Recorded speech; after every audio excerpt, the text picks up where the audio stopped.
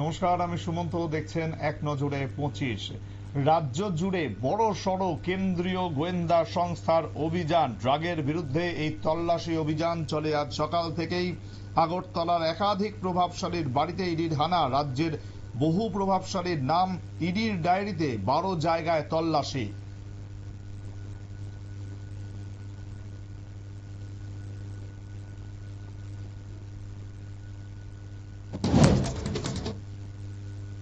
বক্সনগরের কমল চৌড়ায় স্থানীয় এক ব্যবসায়ীর বাড়িতে ইডির হানা। মেলাঘরের তকসাপাড়ায় বিশু দেববর্মার বাড়িতে ইডির তল্লাশি। ইডির অভিযানের আগেই বেপাত্তা ড্রাগ ব্যবসায়ীরা লিটন সাহা ফেন্সিডিলের ব্যবসার সাথে বহুদিন যাবৎ যুক্ত ছিল। স্থানীয় সূত্রের খবর, ট্রান্সপোর্টের ব্যবসার আড়লে ফেন্সিডিলের ব্যবসা করতেন।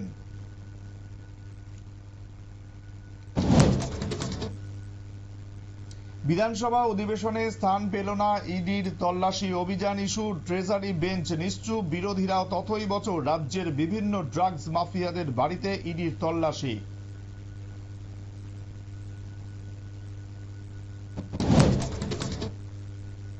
বিশালগড় থানার অন্তর্গত বেলবাড়ি এলাকায় সরকারি ভূমিতে একাধিক প্লটে অভিযান চালিয়ে প্রায় 52,000 গাঁজা গাছ কেটে পুড়িয়ে দিল বিশালগড় থানার পুলিশ। শুক্রবার সকাল থেকে দুপুর পর্যন্ত এই অভিযানে ছিলেন বিশালগড় থানার ওসি সঞ্জিত সেন সহ সিআরপিএফ, টিএসআর, এসপিও জওয়ান সহ 70 জন পুলিশ কর্মী। গোপন খবরের ভিত্তিতে ছিল বিশালগড় থানার এই অভিযান। বিশালগড় বিজেপি মন্ডল কার্যালয়ে ইসকনের শোভাযাত্রা নিয়ে বৈঠক। শুক্রবার দুপুরে বিশালগড় বিজেপি মন্ডল কার্যালয়ে ইসকনের শোভাযাত্রা নিয়ে বৈঠক থেকে জানা যায় আগামীকাল বিকেল 5টায় বিশালগড় জগন্নাথ মন্দির থেকে অফিস টিলার টাউন হল পর্যন্ত ইসকনের শোভাযাত্রা হবে। এদিনের বৈঠকে ছিলেন বিশালগড় বিজেপি মন্ডলের মন্ডল সভাপতি তপন দাস, বিশালগড় ব্লক পঞ্চায়েত সমিতির চেয়ারপারসন অতসী দাস সহ অন্যান্যরা।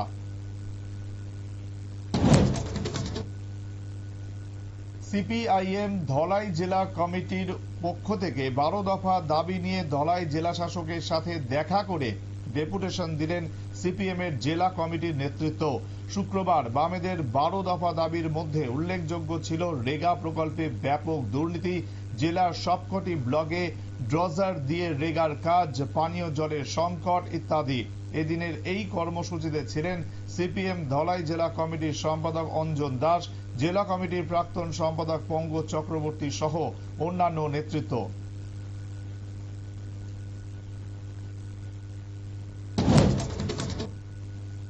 গোপন সংবাদের ভিত্তিতে বৃহস্পতিবার গভীর রাতে বাংলাদেশে পাচারের উদ্দেশ্যে নিয়ে যাওয়ার পথে 14টি গরু সহ 2টি গাড়ি আটক করল কৈলাসহর থানার পুলিশ।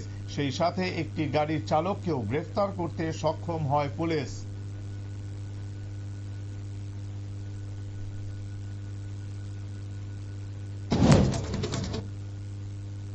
প্রতিদিন রাজ্যে বেকারের সংখ্যা বাড়ছে, কিন্তু সরকার চাকরি দিচ্ছে না। গ্রামে রেগা এবং শহরে টুয়েব প্রকল্পে শ্রমিকদের কাজ দেওয়া হচ্ছে না। রাজ্যের মন্ত্রীরা প্রতিদিন সাংবাদিক সম্মেলন করে বলছেন বিভিন্ন দপ্তরে চাকরি দেওয়া হবে, কিন্তু কিছুই হচ্ছে না।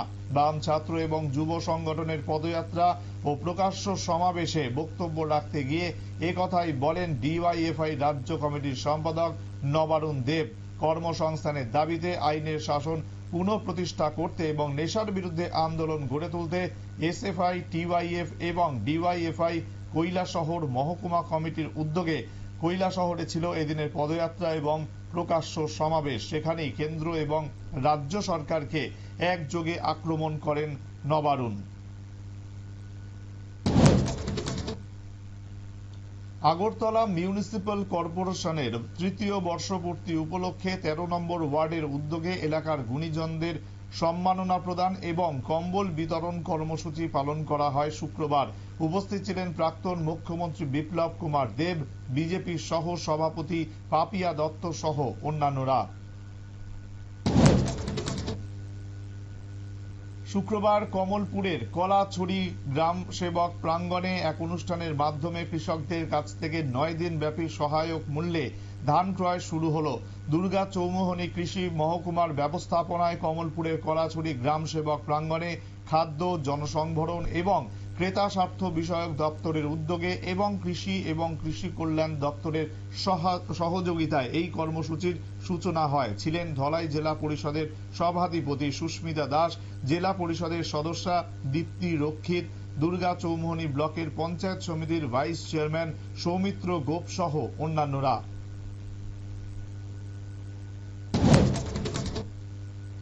শুক্রবার দুপুরে উত্তর ত্রিপুরা জেলার পানিসাগর বিবেকানন্দ মুক্ত মঞ্চে আয়োজিত হল এক দিবসীয় জেলা ভিত্তিক মৎস্য উৎসব। অনুষ্ঠানের সূচনা করেন জেলা পরিষদের সভাধিপতি অপর্ণা নাথ, ছিলেন জেলা পরিষদের সহকারী সভাধিপতি ভবতোষ দাস, মৎস্য দপ্তরের উপপরিচালক বিজয় রায়, অতিরিক্ত জেলা শাসক এল ডার্লং সহ অন্যান্যরা। এদিন জেলার বিভিন্ন এলাকার মৎস্য চাষীদের উৎসাহিত করতে সংবর্ধিত করা হয়। সঙ্গে দুজন মৎস্য চাষীকে ৪৫,০০০ টাকা করে আর্থিক সহায়তাও দান করা হয়। বিগত বছরগুলির ন্যায় এবছরও সোনামুড়া মহকুমার অন্তর্গত পিএম শ্রী শোভাপুর উচ্চ বিদ্যালয়ে প্রদান করা হলো দীপ্তি রানী শীল স্মৃতি মেধা পুরস্কার। প্রয়াত দীপ্তি রানী শীলের স্মৃতিতে পরিবারের সদস্যরা কর্মসূত্রে প্রায় ৩০ বৎসর পূর্বে ছেড়ে যাওয়া জন্মস্থান শোভাপুরে এসে প্রতি বছর এই মেধা বৃত্তি প্রদান করেন। বিশেষ করে মাধ্যমিকে প্রথম বিভাগে উত্তীর্ণদের এই মেধাবৃত্তি প্রদান করা হয়। এদিনের অনুষ্ঠানে উপস্থিত ছিলেন সিপাহীজলা জেলার অতিরিক্ত জেলা শাসক সুব্রত মজুমদার, প্রাক্তন বিধায়ক সুবল ভৌমিক, শোভাপুর গ্রাম পঞ্চায়েত প্রধান সহ অন্যান্য বিশিষ্টজনেরা।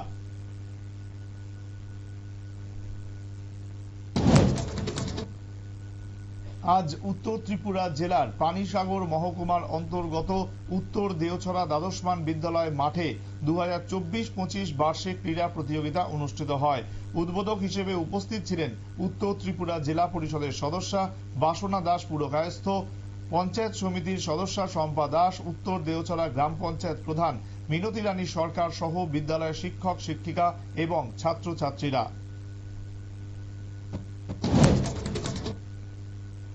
এনএসএস ডের অঙ্গ হিসেবে রাজনগর হাই স্কুলে বিভিন্ন সামাজিক কর্মসূচি হাতে নেওয়া হয়।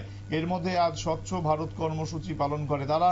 রাজনগর হাই স্কুলের এনএসএস ছাত্র ছাত্রীরা আজ দক্ষিণ জয়পুর চৌমুহনীতে বাজার পরিষ্কার করে। তবে স্কুলের ছাত্রছাত্রীদের দিয়ে বাজার পরিষ্কার কেন তা নিয়ে প্রশ্ন তুলতে শুরু করেছেন এলাকাবাসী। তাদের অভিযোগ, এই কাজ পুর নিগমের, তারা করছে না বলেই আজ ছাত্রছাত্রীদের দিয়ে করানো হলো। সর্বভারতীয় যুব কংগ্রেসের নির্দেশে আগামী ১৬ই জানুয়ারি উত্তর পূর্বাঞ্চলে যুব কংগ্রেস সম্মেলন আগরতলা টাউন হলে হতে চলেছে। পাশাপাশি আগামী ৯ ফেব্রুয়ারি কংগ্রেসের ওবিসি সংগঠনের রাজ্যভিত্তিক সম্মেলন ধর্মনগরে অনুষ্ঠিত হবে। জাতীয় কংগ্রেসের এই দুই সংগঠনের সম্মেলনকে সার্থক করে তুলতে রাজ্য কংগ্রেসের ৯টি সাংগঠনিক জেলায় আলোচনা সভা। শুক্রবার দক্ষিণ জেলার বিলোনিয়া কংগ্রেস ভবনে কংগ্রেসের ওবিসি শাখার সদস্যদের নিয়ে আলোচনা সভায় রাজ্য কংগ্রেসের ওবিসি শাখার সাংগঠনিক চেয়ারম্যান মনোরঞ্জন দেবনাথ বলেন, দলের তরফে রাহুল গান্ধী সারা ভারতে জাত গণনা শুরু করেছেন, তা কেন্দ্রীয় সরকার সঠিকভাবে সম্পন্ন করার দাবিতে ৯ ফেব্রুয়ারি ধর্মনগরে রাজ্যভিত্তিক কনভেনশন করা হবে।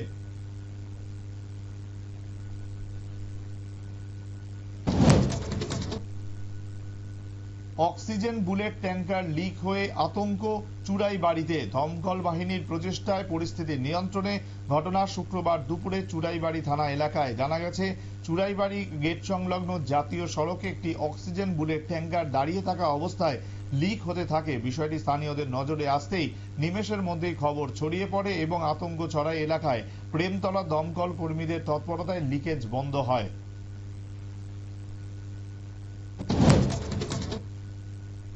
ককবরক ভাষাকে রোমান স্ক্রিপ্টে মান্যতা দেওয়ার দাবিতে আগরতলা সার্কিট হাউস গান্ধী মূর্তির পাদদেশে বিক্ষোভ কর্মসূচি টিএসএফ এর। বিধানসভা শীতকালীন অধিবেশনে যাতে ককবরক ভাষাকে রোমান স্ক্রিপ্টের দাবিতে উত্থাপন করা হয়, সে কারণেই ছিল টিএসএফ এর এদিনের বিক্ষোভ কর্মসূচি।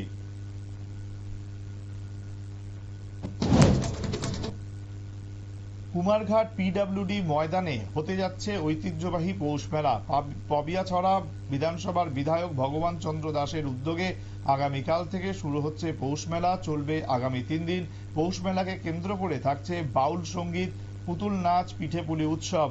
আগামীকাল বেলা 3টে মেলার উদ্বোধনে উপস্থিত থাকবেন প্রাক্তন মুখ্যমন্ত্রী তথা বর্তমান সাংসদ বিপ্লব কুমার দেব, সাংসদ রাজীব ভট্টাচার্য সহ অন্যান্যরা। রক্ত স্বল্পতা কাটিয়ে তোলার জন্য ছাত্রছাত্রী, অভিভাবক সহ স্থানীয় নাগরিকরা স্বেচ্ছায় রক্তদান করলেন। বিবেকানন্দ দ্বাদশ শ্রেণী বিদ্যালয়ের এনএসএস ইউনিটের উদ্যোগে 7 দিনব্যাপী অনুষ্ঠানের অঙ্গ হিসেবে রক্তদান শিবির অনুষ্ঠিত হয়। উপস্থিত ছিলেন তেলিয়ামুড়া পুর পরিষদের চেয়ারম্যান রূপক সরকার, পঞ্চায়েত সমিতির ভাইস চেয়ারম্যান নির্মল সূত্রধর, কাউন্সিলর অচিন্ত ভট্টাচার্য সহ বিদ্যালয়ের শিক্ষক শিক্ষিকা এবং ছাত্রছাত্রীরা।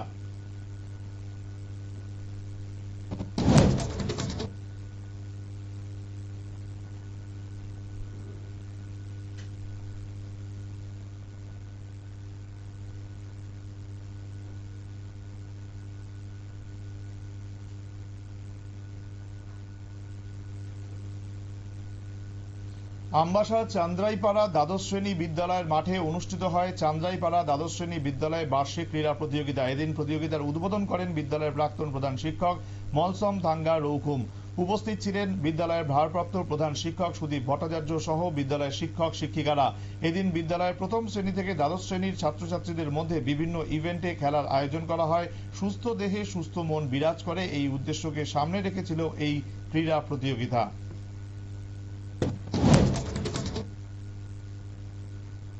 সম্ভলের শাহী মসজিদ মামলায় এবার বড় নির্দেশ শীর্ষ আদালতের। শুক্রবার সুপ্রিম কোর্টের তরফে জানানো হয়েছে মসজিদ সংলগ্ন জলাশয়ে পূজার্চনা করতে পারবেন না হিন্দুরা। ফলে সম্ভল পুরসভার তরফে ওই জলাশয়ের অংশকে হরিমন্দির উল্লেখ করে পুজোর যে নোটিশ জারি করা হয়েছিল তা খারিজ করল আদালত। পাশাপাশি সম্ভলের মসজিদে আপাতত কোনো জরিপ করা যাবে না বলেও জানিয়ে দেওয়া হয়েছে।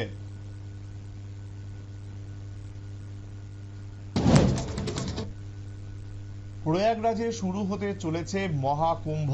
তার ঠিক আগেই ওয়াকফ বোর্ডের এক সদস্যের অভিযোগ ঘিরে শোরগোল। তার দাবি, যেখানে মহাকুম্ভ হবে সেই জমি আসলে ওয়াকফ বোর্ডের। এর প্রতিক্রিয়া জানাতে গিয়ে উত্তরপ্রদেশের মুখ্যমন্ত্রী যোগী আদিত্যনাথ ফুঁসে উঠে বোর্ডকেই জমি মাফিয়া বলে তোপ দাগলেন।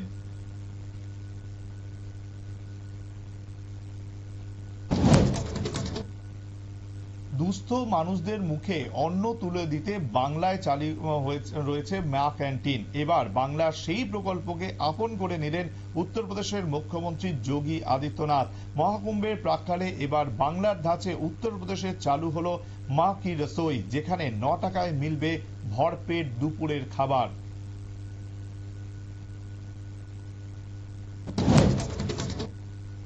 তিহার জেল থেকে দিল্লি এইমসে ভর্তি করানো হলো অন্ধকার জগতের ডন ছোটা রাজনকে।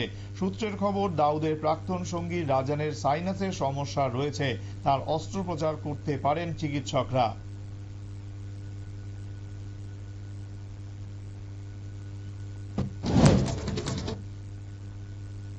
বর্ডার গাভাস্কার ট্রফিতে চূড়ান্ত দুর্দশার মুখোমুখি হয়েছেন বিরাট কোহলি। সামনেই চ্যাম্পিয়ন্স ট্রফি, সেখানে পুরনো ফর্ম ফিরে পেতে মরিয়া থাকবেন কোহলি। অস্ট্রেলিয়া থেকে ইতিমধ্যেই দেশে ফিরেছেন তিনি। তারপরেই সস্ত্রীক চলে গেলেন বৃন্দাবনে শ্রী প্রেমানন্দ গোবিন্দ শরণজি মহারাজের আশ্রমে।